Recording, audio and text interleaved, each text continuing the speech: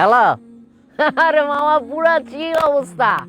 আর ঠিক আছে, ওকে, কোনো সমস্যা নাই। শুন, সারাদিন ঘুরমু ফিরুম, ভাই ব্রাদার মিলা চিল করুম বেটা। হ্যাঁ ঠিক আছে। আর গাড়ির টাকা ওইটা খরচ আমি দিব না, মাল পানি যা লাগে ওটা আমি দিব, ওটা সমস্যা নাই। আচ্ছা রাখ। কি?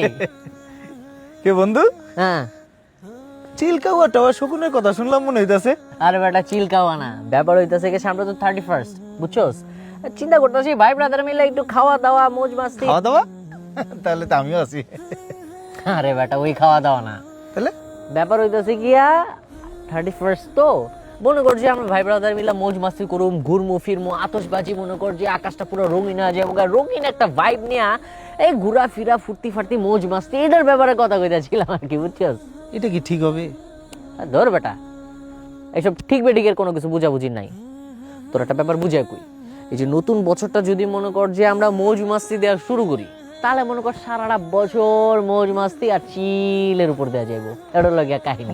এইসব অন্ধকারের যুগ, কুসংস্কার যুগ কি এখনো আছে? আমরা যদি নতুন বছরে আনন্দ ফুর্তি দিয়ে মৌজ মাস্তি দিয়ে আমন্ত্রণ জানাই, পুরানটা তো কাইন্দা কেটে বিদায় দেওয়া উচিত ছিল না?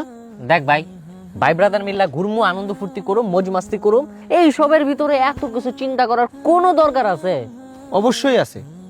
কেন আছে দেখ, এই দেখ। বাংলাদেশে গত 5 বছরে 31st নাইটের আতশবাজির কারণে 280টিরও বেশি অগ্নিকাণ্ডের ঘটনার পাশাপাশি শুধু গত বছর 2 শিশুর প্রাণহানি ঘটে। পাশাপাশি শব্দ দূষণ ও বায়ু দূষণে হার্টের রোগী বাড়ে ব্যাপক হারে।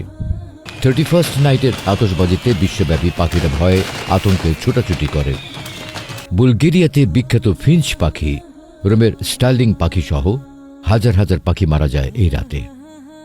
এই রাতে বিশ্বব্যাপী মদ বিক্রি কয়েকগুণ বেড়ে যাওয়ায় মাতাল অবস্থায় ড্রাইভিংয়ের ফলে সাধারণ দিনের চেয়ে এই দিনে অ্যাক্সিডেন্ট প্রায় 117% বেশি হয়। অ্যাক্সিডেন্টে প্রায় 42% মৃত্যুর কারণ মদ। অথচ বাংলাদেশে এই সময় প্রত্যন্ত জনপদের মানুষরা প্রচণ্ড শীতে খুব কষ্ট পায়। তাই একদল মানুষ এসব 31st নাইটের মতো থার্স্টি দিবস পালন না করে দূর দূরান্তের শীতার্ত মানুষদের জন্য গরম কাপড় ও খাবার নিয়ে ছুটে যায়। এবার ভাইবা দেখ, 31st নাইট পালন করে নিজে মরবি নাকি অন্যের মরার কারণ হবি? ওই কিরে, পাপ্পিরে পাইলি কই? তোর ওই জায়গায় কি করস? কি অবস্থা ম্যান? আরে বেটা, একদিকে হাঁসের মাংস আর ভুনা খিচুড়ি, অন্যদিকে হিসাব নিকাশ। হিসাব নিকাশ? কি এর হিসাব নিকাশ, কত একটু শুনি। গত বছর কি কি ভুল করলাম, সেই ভুল কিভাবে শুধরে চলবো।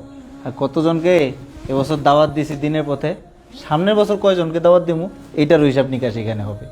এই বছর কতজনরে দান করতে উৎসাহ দিছি, আর সামনের বছর কতজনরে আরো বেশি দান করতে উৎসাহ দিম। নে, তো এবার 31st নাইটে কি কি করবি সেটা ভেবে দেখ।